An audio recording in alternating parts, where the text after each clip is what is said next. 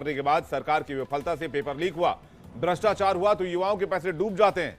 माता पिता अपनी कड़ी मेहनत और छोटी छोटी बचतों से बच्चों को पढ़ाते हैं, उनकी परीक्षा की तैयारी कराते हैं, लेकिन बीजेपी सरकार ने उनके सपनों को भी कमाई का जरिया बना दिया है। इसलिए आज मैं पूछना चाहता हूं, देश में सदन में महंगाई को लेकर चर्चा क्यों नहीं होती? मेरा पहला सवाल। मेरा दूसरा सवाल, आम आदमी के मुद्दे से आखिर किनारा क्यों और सिर्फ सड़क की राजनीति क्यों? और दूसरा सवाल, पेट्रोल डीजल जीएसटी के दायरे से बाहर क्यों है और पेट्रोल डीजल पर आम जनता को रियायत क्यों नहीं मिलती है? बातचीत करने के लिए सौरभ दुबे, राजनीतिक विश्लेषक, विजय सरदाना, अर्थशास्त्री, डॉक्टर टीना करमवीर, प्रवक्ता कांग्रेस पार्टी, संजीव नासियार, प्रवक्ता आम आदमी पार्टी, और अरुण कुमार, अर्थशास्त्री, इस वक्त हमारे साथ जुड़ रहे हैं। आप सभी का आज के पैनल पर बहुत बहुत स्वागत है। मैं सबसे पहले शुरुआत करना चाहूंगा संजीव नासियार जी से और टीना करमवीर जी से।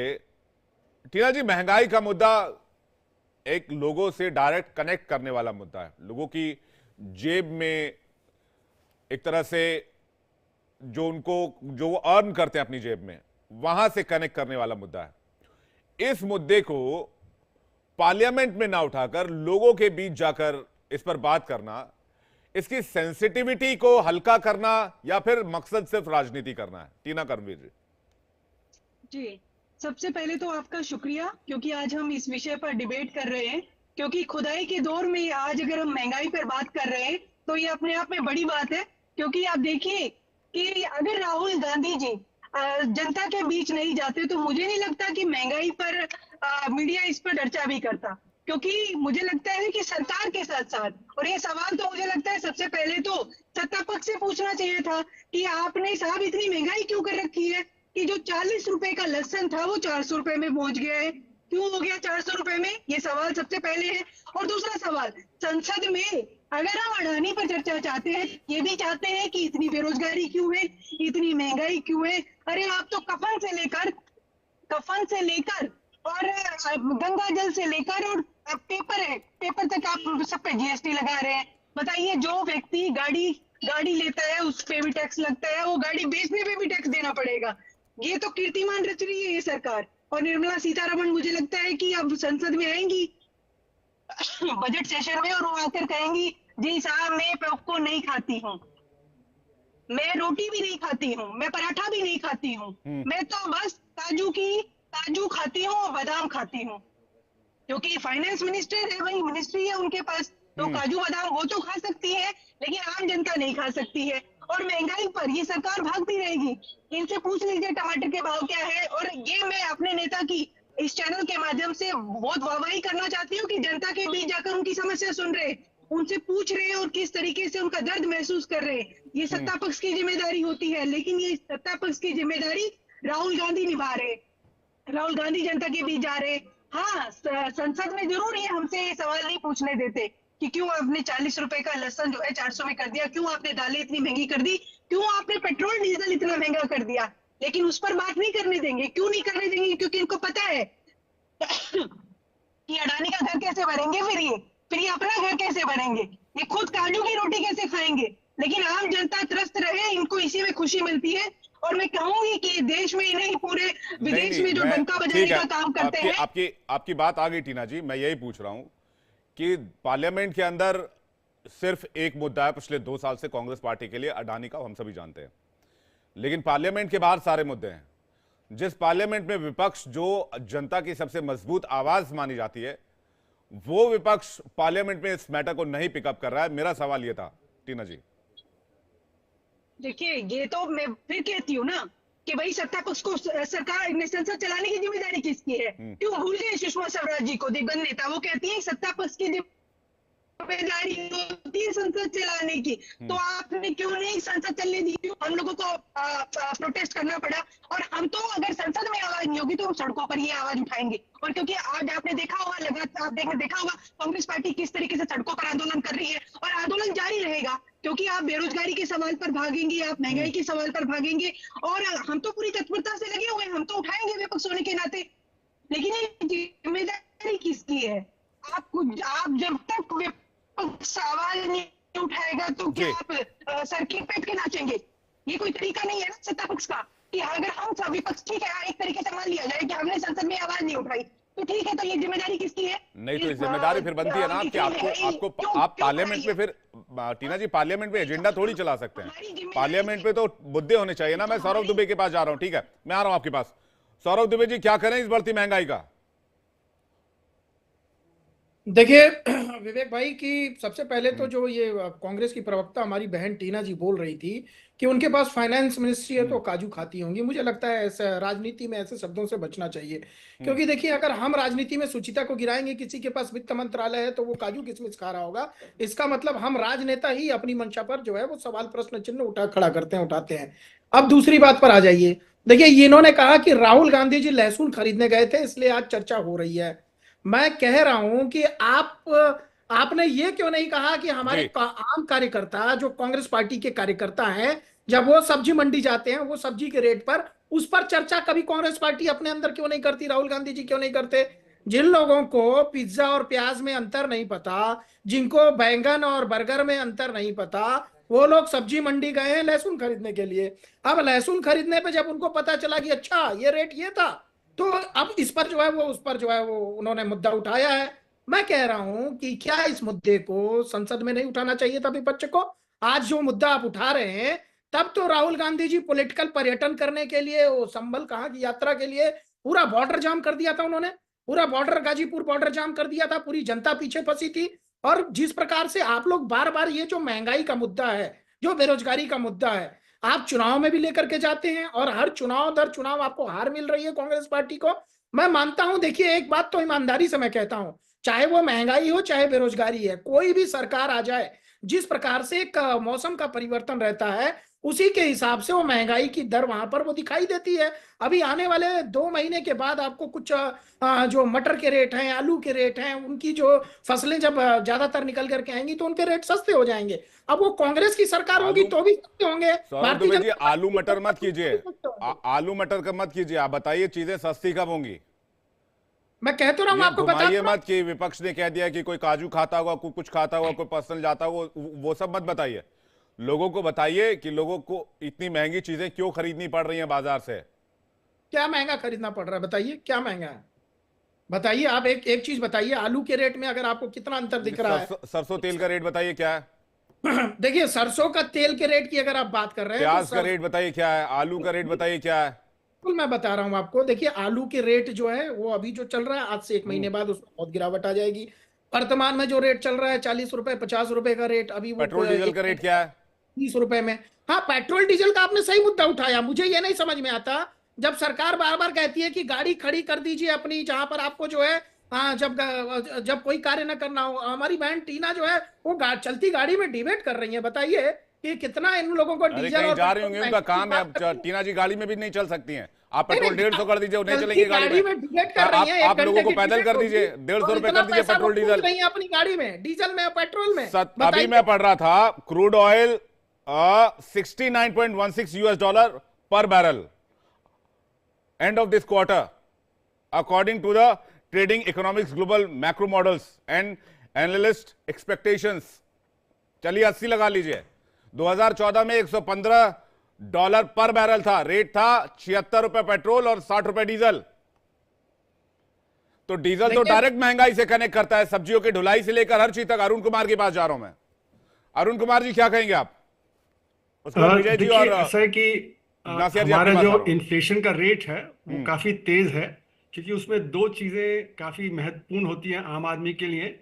एक तो जो सब्जी है, फल है, उनके दाम, जो गेहूं, आटा, ये दालें, इन सब के दाम, तेल वगैरह के। और दूसरा एनर्जी। जब एनर्जी के दाम बढ़ जाते हैं तो सब चीज़ों के दाम बढ़ जाते हैं। तो इसलिए अगर हमें इन्फ्लेशन कंट्रोल करना है तो देखना है कि ये वजह क्या है कि इन चीज़ों के दाम बढ़े हुए हैं। जी सर। तो इनके पीछे वजह कई हैं, जैसे कि बेमौसम बारिश हो जाती है, गर्मी हो जाती है, और दूसरी तरफ सप्लाई बॉटलनेक हो जाते हैं। सप्लाई बॉटलनेक का मतलब कि बाजार में माल आ नहीं पाता। तीसरी बात इससे जो जुड़ी हुई है कि कॉरपोरेट सेक्टर ने अपने दाम काफी बढ़ाए हुए हैं और वेजेस नहीं बढ़ी हैं। ये भी डेटा आया है फिक्की का। तो कॉरपोरेट सेक्टर का प्रॉफिट 4 गुना बढ़ गया है, लेकिन जो रियल वेजेस है वो गिर गए हैं। तो इसलिए आम आदमी परचेज नहीं कर पा रहा है, उसके लिए जो परेशानी ज़्यादा बढ़ गई है। अगर ये तनख्वाह भी बढ़ती रहे उसी अनुपात में जिसमें दाम बढ़ रहा है तो किसी को कोई दिक्कत नहीं होगी, लेकिन तनख्वाहें नहीं बढ़ रही। और ये तो संगठित क्षेत्र की बात है, असंगठित क्षेत्र में और भी ज्यादा परेशानी है। वहां पे तो जो तनख्वाहें और भी कम होती हैं। जो अभी राहुल गांधी जी का आपने इंटरव्यू दिखाया, जो उसमें ई श्रम पोर्टल में बताया जा रहा है कि असंगठित क्षेत्र में 10,000 रुपए से कम लोग कमाते हैं। 30 करोड़ लोग रजिस्टर्ड हैं, उसमें से 94% 10,000 रुपए से कम कमाते हैं। तो उनके ऊपर सबसे ज्यादा मार पड़ती है, क्योंकि उनकी जो कंजम्पशन बास्केट है उसमें ये खाने पीने की वस्तु और एनर्जी, इन्हीं का सबसे ज्यादा महत्व होता है। जब इनके दाम बढ़ जाते हैं, और इनके दाम बढ़ने में हमारा टैक्स बहुत इंपॉर्टेंट है। हमारे जो एक्साइज ड्यूटी है, जो हमारा वैट है यानी सेल्स टैक्स है, वो काफी तेज हो गया था।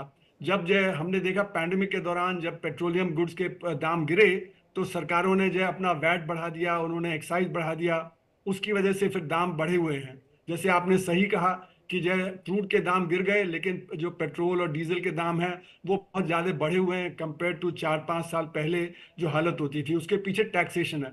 तो यानी कि अगर हमें इन्फ्लेशन कम करना है तो हमको फिस्कल पॉलिसी पे ध्यान देना पड़ेगा, हमें सप्लाई बॉटलनेक्स पे ध्यान देना पड़ेगा। और जो हमारे गरीब आदमी हैं उनके लिए जो जीएसटी की परेशानी है कि जो अनऑर्गेनाइज सेक्टर में उत्पादन है उसको जीएसटी से बहुत परेशानी है, तो जीएसटी की परेशानी भी उनको झेलनी पड़ रही है। और फाइनली मैं कहूंगा कि जो हमारी काले धन की कमाई है, काली कमाई बहुत ज्यादा असर डालती है इस सब पे, क्योंकि लोग क्या करते हैं कि वो दिखाते नहीं है आमदनी और टैक्स नहीं देते, तो इनडायरेक्ट टैक्स बढ़ जाते हैं। जब इनडायरेक्ट टैक्स बढ़ जाते हैं तो उससे हमारे दाम तेज जाते हैं। तो अभी हमारा जो डायरेक्ट टैक्स है वो करीब 7% है जीडीपी का, और इनडायरेक्ट टैक्स है 11%।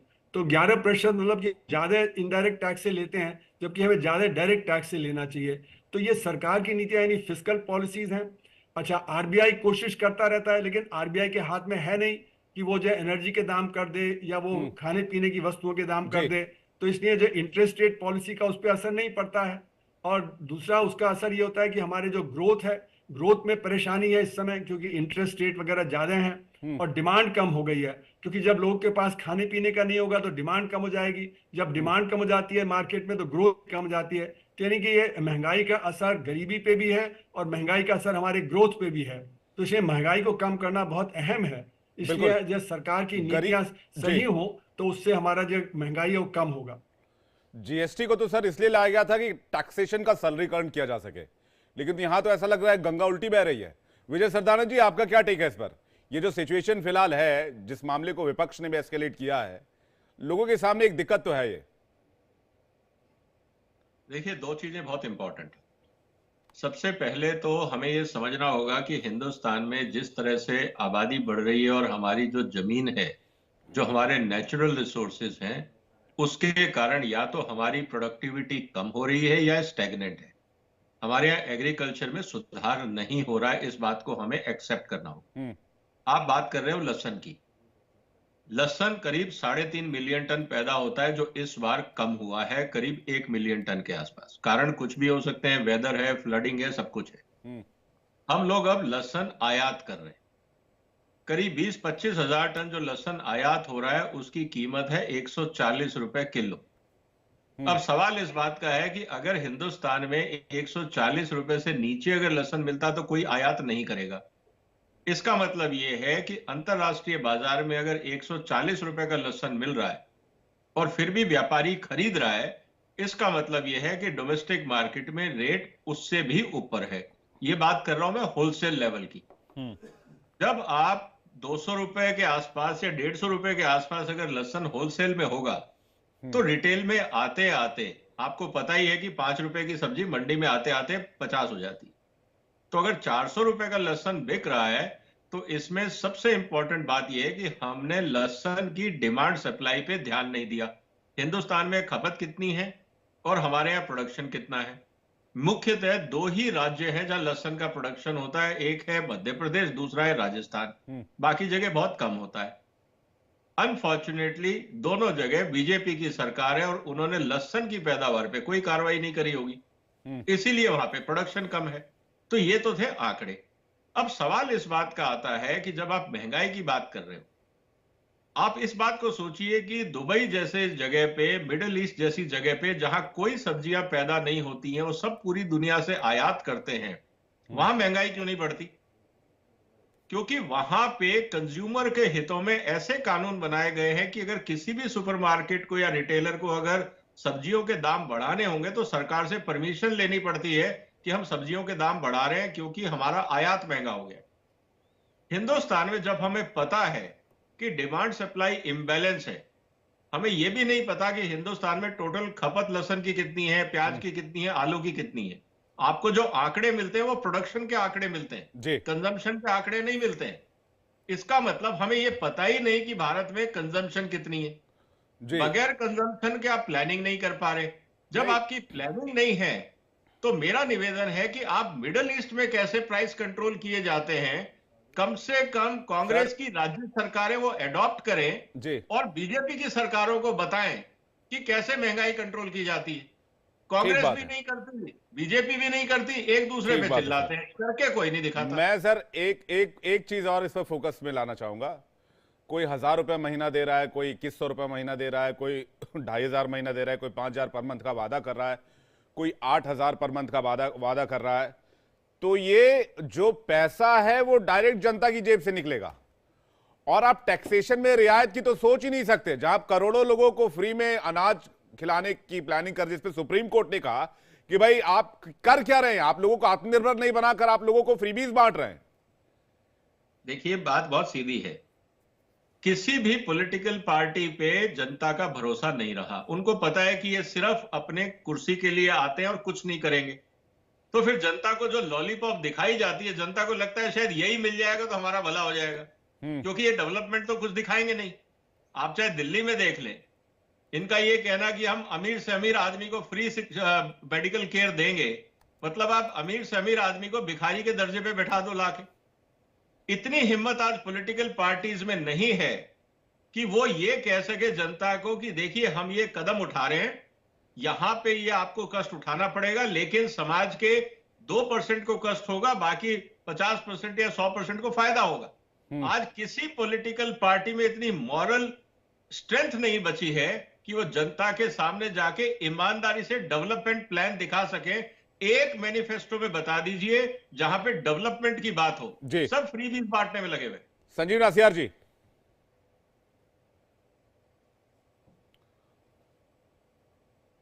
संजीव नासियार जी, घुमा फिरा के बाद पॉलिटिकल पार्टीज के ऊपर ही आ गई। इसके बाद मैं टीना जी और अरुण जी आपके पास आ रहा हूं। संजीव नासियार जी। विवेक जी, 2014 में देश में जब नरेंद्र मोदी जी पे भरोसा किया था पूरे देश ने, तो आपको ध्यान होगा उस टाइम पे बहुत अच्छे दिन लाने का एक वायदा किया गया था। और यूपीए और कांग्रेस की सरकार में जिस तरीके की महंगाई की वो चर्चा करते थे, जिस तरीके से रोज पार्लियामेंट के अंदर और पार्लियामेंट के बाहर शोर मचाते थे, उन सब चीजों को ध्यान में रख के देश की जनता ने उनको मौका दिया था। लेकिन भारतीय जनता पार्टी की और नरेंद्र मोदी जी की सरकार की प्रायोरिटीज ना आम जनता को कोई रिलीफ देने की है, ना शिक्षा पे काम करने की है, ना महंगाई पे काम करने की है, ना बेरोजगारी पे काम करने की है। और अभी दोनों अर्थशास्त्रियों को मैं सुन रहा था, आपने बिल्कुल सही कहा कि प्लानिंग करने का किसकी जिम्मेवारी है? सरकार की। सरकार के पास कोई प्लानिंग नहीं है, कोई रोड मैप नहीं है। अगर कोई चीज है तो सिर्फ एक चीज है कि भाई और भाई को लड़ाओ, धर्म से धर्म को लड़ाओ। आज दिल्ली के अंदर अरविंद केजरीवाल जी ने महंगाई कम करने का जो तरीका सजेस्ट किया है, उसमें कम से कम जो 10,000 से 15,000 रुपए कमाने वाले परिवार अगर दिल्ली में सर्वाइव करने की पोजीशन में है तो वो अरविंद केजरीवाल जी की वजह से। ये फ्री भी नहीं है। टैक्स का पैसा जब जनता के लिए यूज होता है और उसके बाद प्रॉफिट का बजट दिया जाता है, तो इससे बेहतरीन सरकार क्या हो सकती है?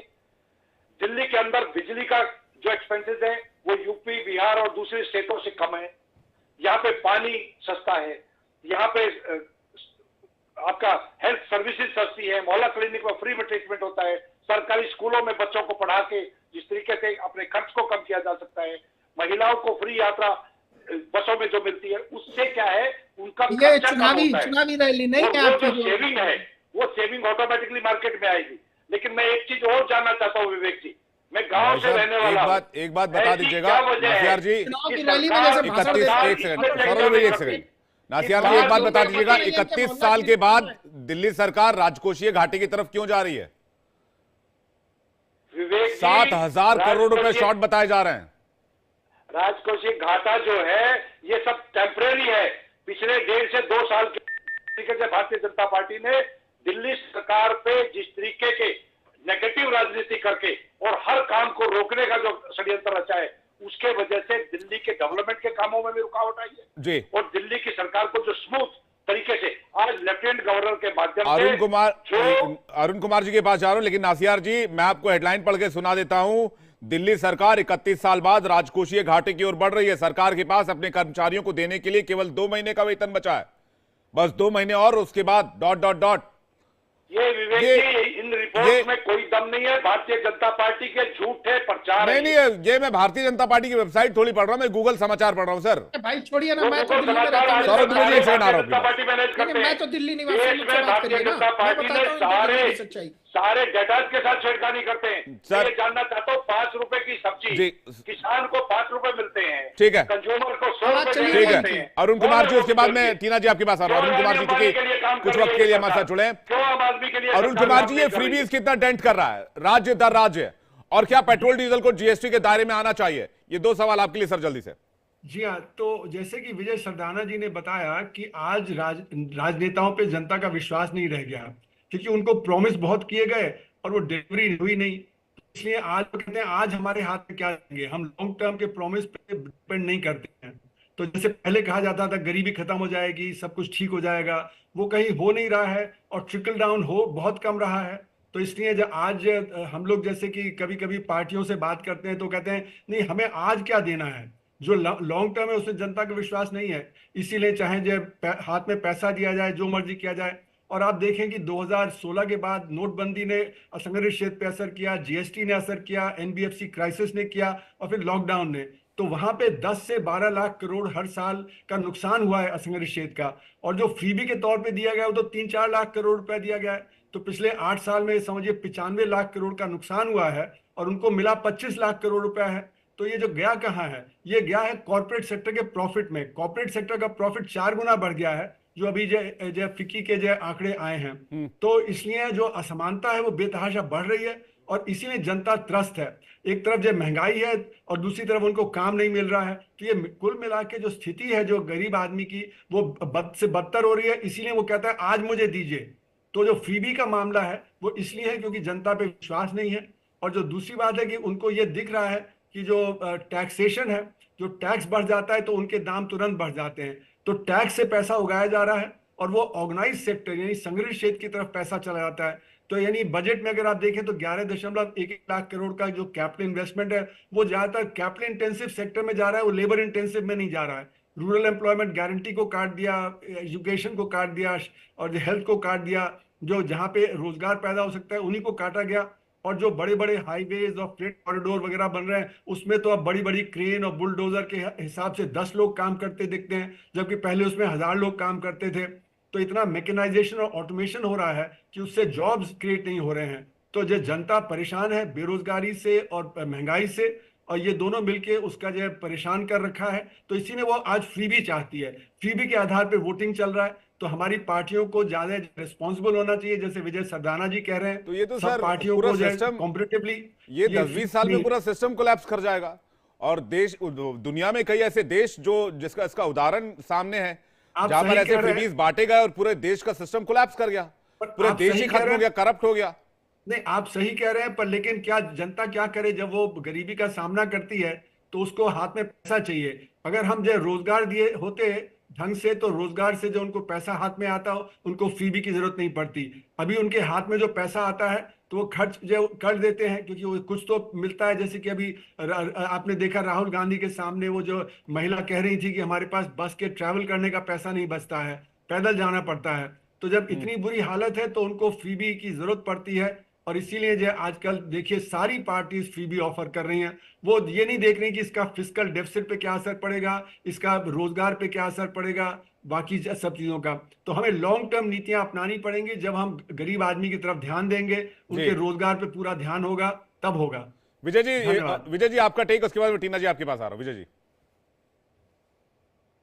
आपके पास प्रॉपर प्लान नहीं होगा। मेरे को एक चीज बता दीजिए, एग्रीकल्चर स्टेट सब्जेक्ट, ये सब जानते हैं, कॉन्स्टिट्यूशन में लिखा हुआ है। किसान आंदोलन के समय भी ये कहा कि भाई केंद्र सरकार कृषि नीति क्यों बना रही है, राज्यों का विषय है।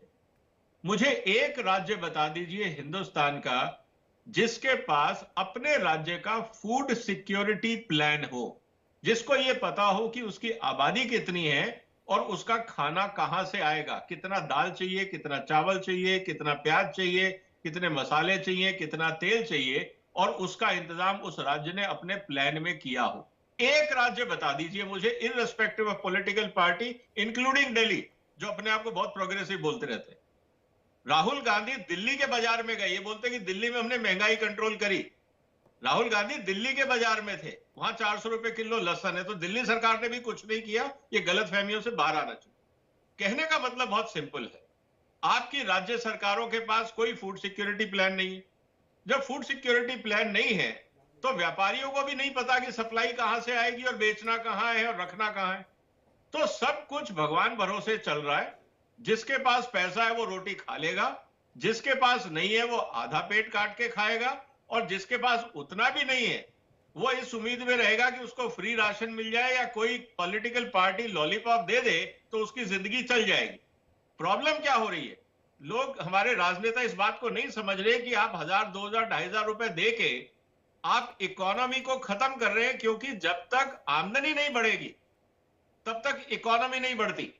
और आप जो फ्री बीज देते हो, ये जो आपका टैक्स कलेक्शन है, आप उसको सही जगह ना लगा के कंजम्पशन में लगा रहे हो, जिससे आपका सारा इंफ्रास्ट्रक्चर खत्म हो जाएगा, आपके यहां कुछ बचेगा नहीं, और ये पॉलिटिकल पार्टीज तो सत्ता के बाहर हो जाएंगी, देश रोता रहेगा। तो प्रॉब्लम यहां है कि जो इररिस्पॉन्सिबल पॉलिटिक्स हो रही है हिंदुस्तान में, उसका खामियाजा आज जनता को उठाना पड़ रहा है। और मेरा रिक्वेस्ट तो यही रहेगा मीडिया हाउसेस से और आपके माध्यम से कि हर राज्य सरकार के मुख्यमंत्री को बुलाइए और पूछिए कि आपका स्टेट का फूड सिक्योरिटी प्लान कहां है। आप इतने प्रोग्राम्स करते हो मंत्रियों के साथ, लेकिन सवाल आपके जनता के नहीं होते हैं, पॉलिटिकल सवाल होते हैं। जनता के सवाल पूछेंगे तो शायद जवाब मिलेगा। बिल्कुल बड़ी बात आप कह रहे हैं। मैं पहले रुक कर लेता हूं सौरभ दुबे जी का इस पर जवाब के लिए, फिर उसके बाद टीना जी के पास जाऊं, क्योंकि टीना जी का फ्रेम लगातार मूव हो रहा है। सौरभ दुबे जी। देखिए, विजय जी का जो सवाल है, और बिल्कुल वो वाजिब सवाल है, मैं 100% उससे सहमत हूँ। क्योंकि देखिए, अर्थशास्त्री के रूप में भी वो पूरी जिस प्रकार से उन्होंने जो है बात को रखा है, और साथ ही साथ एक आम व्यक्ति की तरह भी जो वो बात रख रहे हैं, वो बिल्कुल सही है। लेकिन उन्होंने एक मूल प्रश्न उठाया। मूल प्रश्न ये था, जिसको कांग्रेस पार्टी की प्रवक्ता भूल गई। उनका मूल प्रश्न ये था कि क्या कांग्रेस की सरकारों ने कोई ऐसा जो है तरीका अपनाया, सबसे पहले वो तरीका अपना के दिखाती कि क्या इस प्रकार से महंगाई को कम किया जा सकता है। तो निश्चित रूप से वो बीजेपी को भी, एक भारतीय जनता पार्टी को सामने भी एक चुनौती खड़ी कर सकते थे। और जिस प्रकार से तेलंगाना की अगर हम बात करें, तो वहां पर तो उल्टा हुआ। बाकी जगह जो पेट्रोल का रेट था उससे 3 रुपए ज्यादा बढ़ा करके वहां पर पेट्रोल और डीजल जो है वो उसकी सप्लाई की जा रही है, उसको बेचा जा रहा है। तो कांग्रेस जो है उसके चरित्र में क्या है कि कथनी और करनी में कितना बड़ा अंतर दिखाई देता है। देखिए, आम आदमी पार्टी के प्रवक्ता यहाँ पर बैठे हैं, पूरी जनता, महाराष्ट्र का पेट्रोल डीजल का रेट बताइएगा जरा जी। महाराष्ट्र के पेट्रोल डीजल का रेट बताइएगा जरा। नहीं, महाराष्ट्र के पेट्रोल डीजल का रेट और जो दिल्ली का पेट्रोल डीजल का रेट है वो लगभग बराबर है। अच्छा, तो उसमें कोई बहुत अंतर नहीं है, 1 सवा रुपए का अंतर है। कितना? लेकिन तेलंगाना 1 रुपए का, 1 रुपए 25 पैसे का। महाराष्ट्र और दिल्ली में? जी हाँ, महाराष्ट्र और दिल्ली में आप चेक कर लीजिए।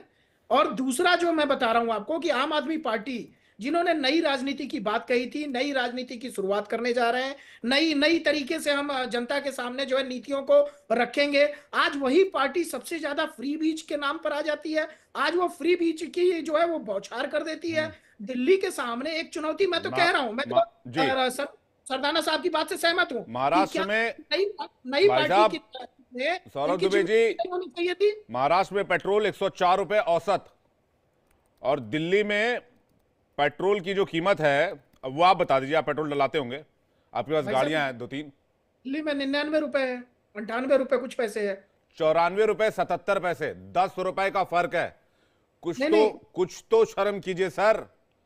देखिए आपको बिहार का रेट बता दीजिए जरा, आपकी गवर्नमेंट है। तेलंगाना का रेट बताइए आप, तेलंगाना में क्या रेट है मैं बताइए। तेलंगाना, आपकी गवर्नमेंट है ना, अभी पेट्रोल डीजल के नाम पर आप विपक्ष को कोस रहे थे ना। आप देखिए, तेलंगाना का रेट मत पूछिए, आप बताइए महाराष्ट्र में इतना रेट क्यों है? आपने कौन सा टैक्स लगा रखा है? अभी 70 रुपए 80 रुपए पर बैरल पर डॉलर आप कच्चा तेल क्रूड ऑयल खरीद रहे हैं पर बैरल। विवेक भाई, अगर हम राजनीतिक बहस करेंगे उससे कोई, मैं जो समाधान बता रहा हूँ वो समझिए आप। तो यहाँ मैं आपके साथ कौन सी डिबेट करूं, बताइए आप मुझे। मिडिल ईस्ट में 21 रियाल है पर रेट जो है, मैं जाता रहता हूँ, मैं मिडिल ईस्ट में रहता हूँ, आप मिडिल ईस्ट में रहते हैं, वहां पर भी 100 रुपए के आसपास पेट्रोल की कीमत। और मिडिल ईस्ट के पास तेल कितना पता आपको? मिडिल ईस्ट के पास पैसा कितना पता आपको? और मिडिल ईस्ट के लोग मल्टीपल टैक्सेस नहीं देते हैं। मिडिल ईस्ट के लोग पेट्रोल डीजल पर वैट नहीं देते हैं, गाड़ी पर टैक्स नहीं देते हैं, टोल टैक्स पर किलोमीटर 2 रुपए नहीं देते हैं, हर चीज पर टैक्स नहीं देते हैं, इनकम में भी टैक्स नहीं देते हैं। टैक्स फ्री कंट्री है वो, टैक्स फ्री कंट्री है, मैं मानता हूं आपकी बात को। हाँ, फिर मैं मानता हूं बात को, तो लेकिन उसका क्या, इस हिसाब से आप कर दीजिए सब फ्री, आदमी 150 रुपए पेट्रोल लेने के लिए तैयार है। अरे भाई साहब, तो टैक्स पेयर भी हिंदुस्तान में आप देखिए 140 करोड़ की जनसंख्या है, उसमें टैक्स पेयर कितने हैं? मैं सिर्फ इनकम टैक्स की बात नहीं कर रहा हूं सौरभ दुबे जी, मैं मल्टीपल टैक्सेस की बात कर रहा हूं। आप टैक्स पेयर भी देखो ना, 3 करोड़ के टैक्स। अरे भाई साहब, मल्टीपल टैक्सेस की बात कर रहा हूं। पॉपकॉर्न पे 12% टैक्स लगाने की प्लानिंग कर रहे हैं आप लोग। देखिए, पॉप प्लानिंग नहीं कर रहे हैं, देखिए वो वित्त मंत्री जी का जो है अभी उस पर स्पष्टीकरण आया नहीं है, अब वो पूरी तरह से सत्यापित उसको करनी पड़ेगी उस बात को। कफन तक पर भी अंतिम संस्कार के सामानों पर टैक्स लगा रखा था आप लोगों ने, बहुत हो हल्ला हुआ तो हटा दिया आप लोगों ने। अब देखिए, वो तो जो सरकार की नीतियां होती हैं उसमें सुधार की गुंजाइश होती है और सुधार करना चाहिए कोई भी सरकारों में, मानता हूं इस बात को। लेकिन जिस प्रकार से आप बात कर रहे हैं बार बार डीजल और पेट्रोल और जो बात अरुण जी ने अभी कही कि कॉर्पोरेटिज्म इतना बढ़ गया है कि खाई बहुत ज्यादा हो गई है। वो सत्य है। मनरेगा के हिसाब से लोगों के पास कुछ पैसे जाते थे, वो भी खत्म हो गया। सबसे बड़ी अरुण कुमार से ज्यादा बड़े अर्थशास्त्री तो होंगे नहीं आप, बेशक आप राजनीतिक शास्त्र जानते होंगे। बिल्कुल नहीं है, बिल्कुल नहीं है, मैं मानता हूं। लेकिन अरुण कुमार जी भी अर्थशास्त्री से ज्यादा जो है, विजय सरदाना जी, वो अरुण कुमार जी भी उस अर्थशास्त्री से ज्यादा आम आदमी के रूप में बात कर रहे हैं कि आम आदमी को वास्तविकता में जो महंगाई की मार झेलनी पड़ती है, बेरोजगारी की मार झेलनी पड़ती है, उसके बारे में वो विस्तृत रूप से अपनी बात को रख रहे हैं। और मैं उस बात से कहीं ना कहीं सहमत हूं। मैं मानता हूं कि सरकार को बड़ी मात्रा में रोजगार उत्पन्न करना चाहिए, साथ ही साथ राज्य सरकारों को भी। लेकिन जो सरकार, सुप्रीम कोर्ट कह रही है स्वावलंबी बनाइए, आत्मनिर्भर बनाइए, लोगों को एम्पावर कीजिए, मोदी और यहाँ हर सरकार उन लोगों की जेब में पैसे डाले जा रही। भाई मैं टीना जी के पास आ रहा हूँ। आत्मनिर्भर भारत के लिए आई थी, तो ये भाई साहब, फ्रीबीज इस देश के लिए कैंसर है, लिख के ले लीजिए, लिख के दे रहा हूं आज की तारीख में, और इस बात की चर्चा आगे आने वाले 10 साल में करिएगा आप लोग और हम सब यहीं बैठकर। टीना करमवीर जी। विडंबना ये है कि आज भारतीय जनता पार्टी ने अपना प्रवक्ता भी नहीं भेजा।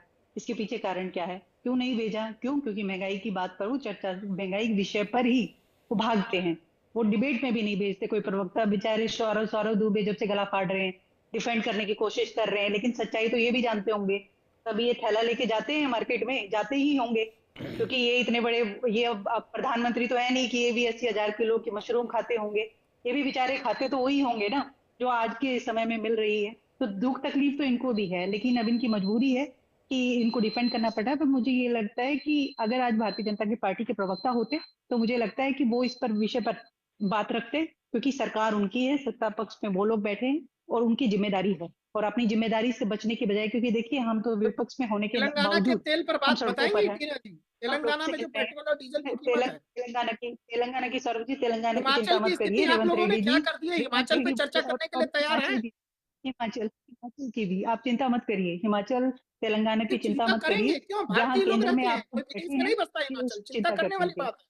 जिस प्रकार से वहां लोगों को सैलरी मिल रही है। लेकिन टीना जी एक बात बताइए, सौरभ दुबे जी सुनिए, एक सेकंड रुक जाइए आप मेरी बात। टीना जी एक बात बताइए, कर्नाटक का बजट परिव्यय 3,71,383 करोड़ निर्धारित, ये 16 फरवरी 2024 की खबर है।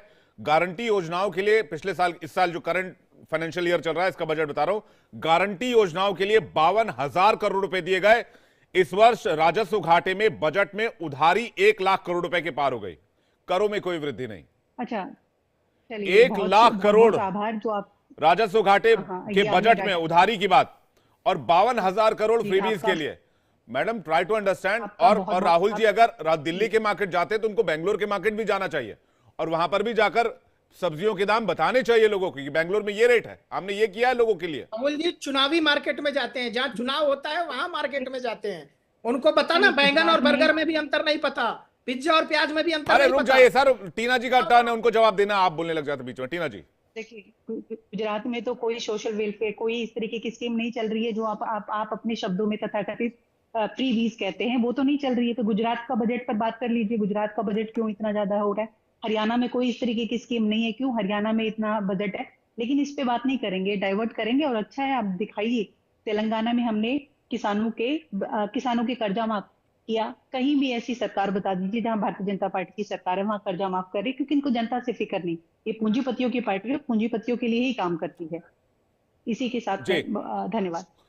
मैं आ रहा हूं आपके पास वापस। संजीव नासियार जी कुछ कहना चाह रहे हो, उसके विजय जी आप करूंगा। संजीव नासियार जी भाग गई प्रवक्ता, छोड़ के भाग गई डिबेट कि भारतीय जनता पार्टी की सरकार 11 साल से केंद्र में है और ये महंगाई कम करने के लिए, बेरोजगारी खत्म करने के लिए, काला धन वापस लाने के लिए इन मुद्दों पे सत्ता में आई थी। लेकिन इन्होंने क्या किया, अडानी और अंबानी को इस देश का इस लेवल पे, उस लेवल पे अभी जो अरुण जी कह रहे थे कि कॉर्पोरेट सेक्टर का प्रॉफिट इस लेवल पे बढ़ता जा रहा है और आम आदमी को 5 किलो अनाज पे, आज ऑफिशियल डेटा ये है कि लगभग 85 लाख करोड़ लोगों को ये लोग 5 किलो अनाज पे का मोहताज बना दिया है। तो देश के अंदर जब तक कोई प्लानिंग नहीं होगी, देश के अंदर एक किसान को जो बेचारा 4-5 महीने लग के एक फसल तैयार करता है उसको 10 रुपए मिलते हैं और कंज्यूमर को 100 रुपए देने पड़ते हैं। वो मिडल मैन कौन है 90 रुपए जो बीच में खा रहे हैं, उस पर सरकार का कोई चेक नहीं है, सरकार उस पर कोई सुनवाई नहीं कर रही है। किसान आंदोलन चल रहा है, किसान नेता वहां पे अपनी जान देने के लिए उतारू हैं, उस पर कोई बात नहीं भाई करते। प्रश्न ये था कि राहुल गांधी जी ने दिल्ली की मार्केट से लहसुन खरीदी है 400 रुपए में, दिल्ली की मार्केट से राहुल गांधी जी ने खरीदी है 400 रुपए में लहसुन, जब इनसे दिल्ली की मार्केट से। तो इनको कभी तेलंगाना याद आता है, इनको दिल्ली याद नहीं आता। दिल्ली और बिहार का जो रेट आपने अरे आप भी 12 साल से दिल्ली की सत्ता में है भैया, आप भी 12 साल से दिल्ली की सत्ता में, केंद्र की सत्ता, तो 10 साल आप किनारे हैं।